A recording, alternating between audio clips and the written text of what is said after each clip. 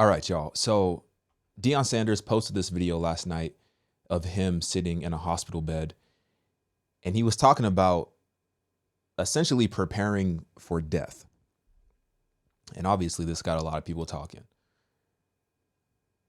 Just this morning, he and his medical team held the press conference, and he revealed that his entire bladder was removed because they found a huge tumor that was cancerous in his bladder. He said he had several different options. And his doctor also explained, his doctor sat next to him at this press conference.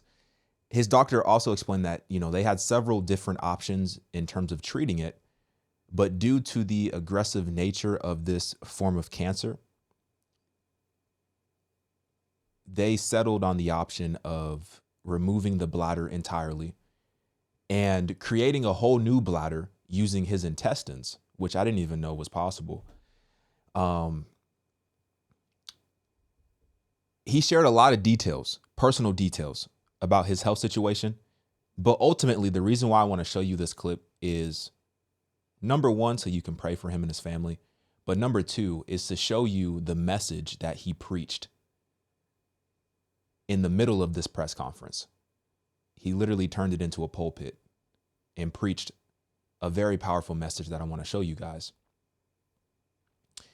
But I want to start here. I want to start with the video that he posted last night.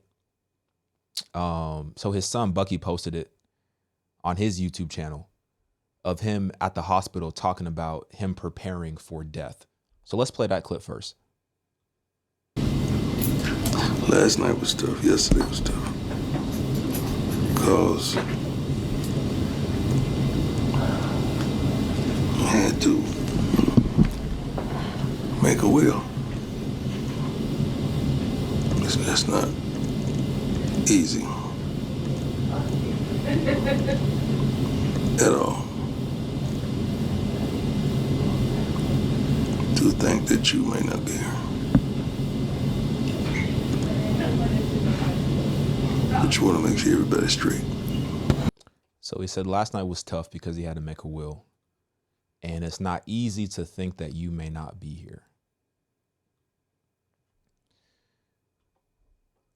Now, this is from today, the press conference. So this is Deion, obviously, and then he has his medical team with him as well to help kind of explain the details of what took place. Soon after this, but let's get started. Let's kind of let's walk them through. Can we do that? Is that okay with you all? That we walk you through? Let's go, Law. Okay, so as you guys know, Coach has his other health issues, his vascular stuff. So every year, Coach goes for a CT scan of his vascular pattern to make sure the blood clots are away. So with this scan, everything turned out really great from the vascular side. About 2 weeks later, we get a text from his primary care doctor that said, I need to talk to you and Coach. We need to refer you guys to a urologist. So about 3 days later, we go see a urologist. They go in for a quick procedure. The urologist told us, hey, within 10 minutes, I can tell you guys if he's gonna need another procedure or if we just need to do these follow-up appointments. And the doctor told us, okay, you guys are going to need another procedure. I'm going to refer you to my colleague, Dr. Kurkasia. But at this point, you have a bladder tumor. And from there, we'll go get it removed. And then Dr. Kurkasia, go ahead. Yeah, so we proceeded with removal of the bladder tumor. It showed a very aggressive Let's go backwards because you guys gave me options that scared me to death. Oh, well, once we do. We'll get there. I'll get there. Okay, I'm sorry. We removed the tumor. It was very high grade, invading through the bladder wall, not into the muscle layer, something we call very high risk, non-muscle invasive bladder cancer. So we did discuss options. We discussed some options of treatment in the bladder, and we discussed bladder removal as well. Given his commitments to his family and to the team elected to undergo a bladder removal, we performed a full robot-assisted laparoscopic bladder removal and creation of a new bladder. And I am pleased to report that the results from the surgery are that he is cured from the cancer. You can clap, it's okay. Rick was aware of what was transpiring, and he's been A1 and down there, just a blessing. Came to Texas to see me as well. But this was not an easy task because it was a changing kind of a lifestyle. And with Lauren and I coming from Jackson, this is how many surgeries? As of from 2021, this is surgery number 14. Surgery number 14. I had more surgeries out of the game than I did in the game. Like, what is going on? So, but they were so wonderful. You were such a blessing, guiding me to, taking me through, verbalizing every darn detail so that I could make an educated decision, which some didn't want me to go that way. They wanted me to go the other way. But I trusted and believed in you 100%. And the process wasn't easy. Just like it was some scenes that you saw, all the bull junk that transpired on draft day. It wasn't just that. It was just I knew as well I had a surgery coming up. My sons to this day don't know what transpired. I just told them something with my foot, again, because I wanted them to focus on making the team and not focused on dad. So they really don't know. My daughters do. And this joker right here, much love to my son, Junior, who have not left my side since we found out what was taking place. Not one day. He's been with me here, been with me in Texas, been with me everywhere, every day, and I've seen his handsome face. And I love you to life, son, and I thank you for everything you bring to the table. But this wasn't easy. Men, everybody, get checked out. Because if it wasn't for me getting tested for something else, they wouldn't have stumbled up on this. And make sure you go to get the right care, because without wonderful people like this, I probably wouldn't be sitting here today, because it grew so expeditiously, I could say. But please get yourself checked out, especially African-American men. We don't like going to the doctors. We don't like nothing to do with a doctor. You know that. So I'm not just talking to the brothers. I'm talking to my Caucasian brothers, my Hispanic brothers, my Asian brothers, my everybody, and my sisters. And that's all, y'all. Get checked out, because it could have been a whole another gathering if I had. I'm thankful. It's been a tremendous journey. It's been tough. I think I dropped 25 pounds. I was like a Atlanta Falcon prime at one point, and just dealing with the catheter, dealing with all the stuff that I had to deal with. And right now I'm still dealing with going to the bathroom. Like, it's a whole life change. Like, I can't, and I'm gonna be transparent, I can't pee like I used to pee. It's totally different. And she not only is a blessing, but she provided other persons that have gone through what I've gone through so that I could talk to them and get some solace and understand like what I'm facing, not just from a doctor, but from another individual. And to have had been told, like, it's a totally different life. I mean, thank God. I depend on depend. You know, if you know what I mean. I truly depend on depend. Like, I cannot control my bladder.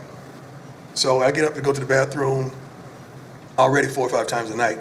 But then I'm sitting up there waking up, like my grandson. We in the same thing.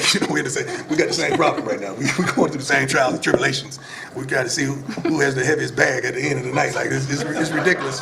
But I'm making a joke out of it, but it's real. Like, it is real, it is real, it is real. So if you see border potty on the sideline, it's real, okay? I'm just telling you right now, you're gonna see it. You're gonna see the practice, you're gonna see one, because it is unbelievable. Like, dozing off and waking up, on first thing I'm grabbing my crotch to see if I peed on myself.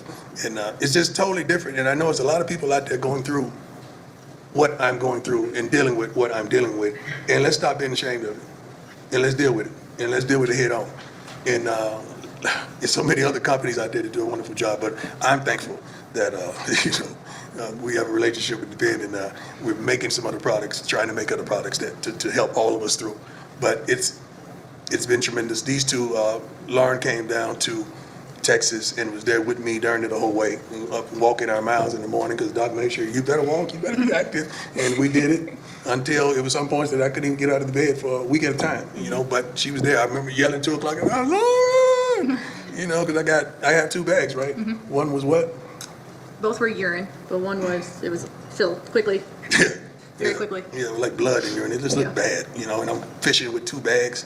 I'm trying to make life happen, and couldn't come around my team, and I wanted to be here with my team. I wanted to see the new talent that we brought in. I wanted to see them work, see them train, coach them, and I couldn't. But slowly but surely, I built myself back up to where I'm able, I'm strong, I'm ready. I'm still probably about 12 pounds down. I'm gonna get that right. I'm gonna fill these overalls up like no other.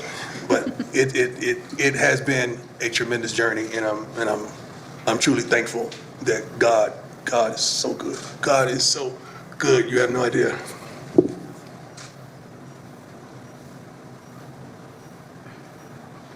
You have no idea how good God has been to me for me to be here. You have no idea. Thank you. Thank you both for everything. Let me add this for all you people that get upset when I start talking about the Lord. I never once through this whole journey said, God, why me? Because I would have to say, God, why being you sitting me up here in front of these wonderful people? Why you give me the position of the head football coach of the prestigious university? Why you allow me to father 5 wonderful kids? Why you give me these relationships with these wonderful people? Why me, Lord? Did I have some of the things that I have? I can never say that. I can never say the other side because I'm going to have to ask that. I said, Lord, whatever it is that you're doing, let me know what it is so I can expedite the process. Because I know you got me. I've seen you have my back. I've seen you there in the midst of storms when nobody knew I was going through hell. I've seen you guide me and bring me through. Lord, I would never say why me, but letting me know what I need to do so that I can help. And there's some people out there right now dealing with the same issue, affected by that C word that we usually, when we hear that word, is normally a life sentence attached to it. But not this time. But not this time. Because God got me. And I don't take it for granted. I don't want you to take it for granted. Anybody out there, I don't want anybody to take it for granted because it's real. Everybody in this room, I guarantee you, have been affected by that C word somewhere in your life. Some parent, some friend, some loved one, somebody has been affected or infected. Some people have beat it. We have a player have beat it on our team, right? Family members have beat it. And I be darned, I think I will have a wonderful team, ain't it, Doc? We gonna beat it, ain't we? It's beaten. It's beaten. Amen. Constance, I thank you. I thank you. I thank you, Sarah. Thank you. I thank you, Sam. Everybody in my corner on my team. I thank you for this wonderful university for backing me, just giving me time to heal and to come back, better than ever. Now, questions. Let's go. I was thinking, if you're going to question God, don't just question him about the things that you don't like. Don't just question him about the things that you don't understand, but question God about everything if you're going to question God. Because when you question him about everything, then you'll have an actual perspective that will let you know that he is good. Because look at all of what he's done for you in your life that he didn't have to do, by the way. Look at everything that he's given you in your life. Look at all the blessings that he's allowed you to walk in your life. Don't just question him about this specific season. And I'm not saying that you can't question God. We don't serve a God who's offended by our questions. He's not offended when we question him. He's not offended when we ask him why. He's not offended when we tell him that we don't understand. He is good. And there is a reason, there is a purpose behind every season that we walk through in this life on this earth. And ultimately, that reason is to glorify him. Because there is going to be a time where we all are going to be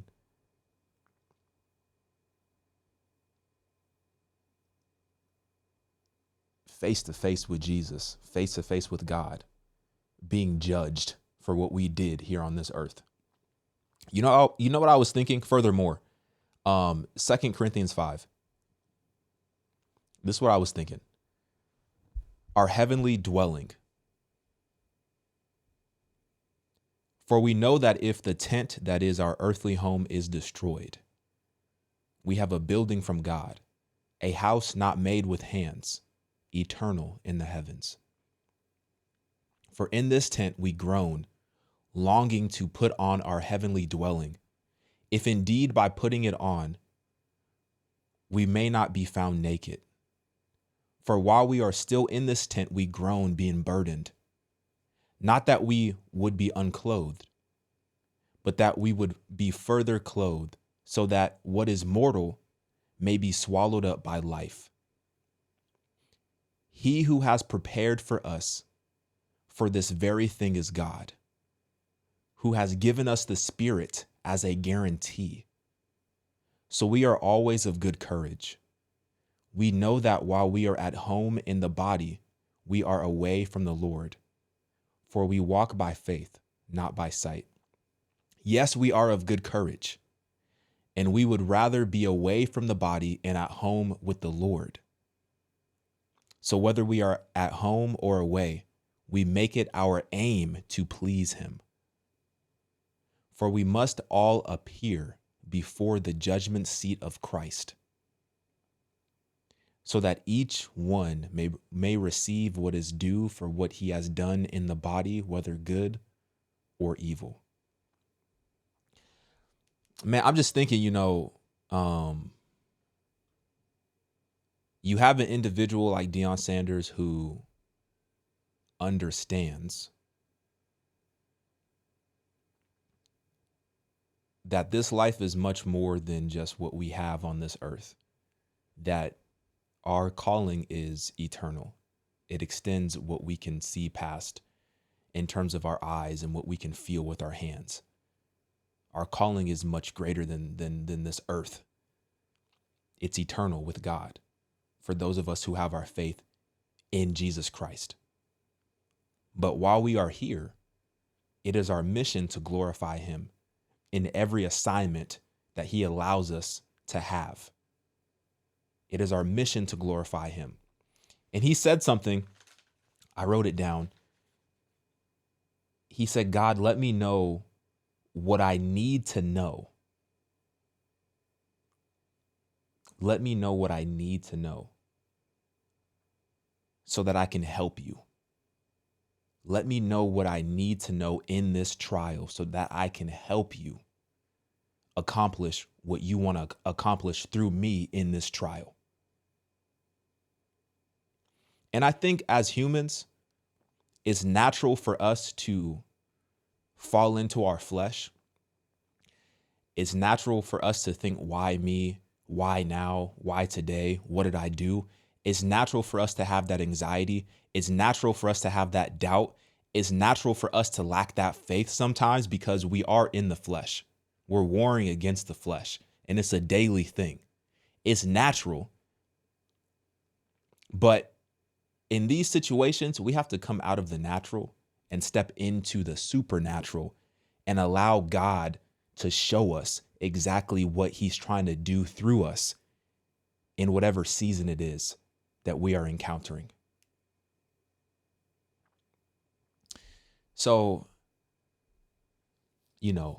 pray for Coach Prime. Man, it's a lot. Like he said, he had more surgeries after he retired from the league than when he was in the league itself. You know what I'm saying? Like, that's just crazy to have more surgeries when you retire than when you're actually in the league. So, pray for Prime. Pray for Deion. And, just remember, we all have an eternal calling. And this is whether you know Jesus or not. But the hope is that you know Jesus and that your eternal calling is with him for all of eternity and not apart from him. All right. So let me know what y'all think. Get in my comments, like this video. I'm out, y'all.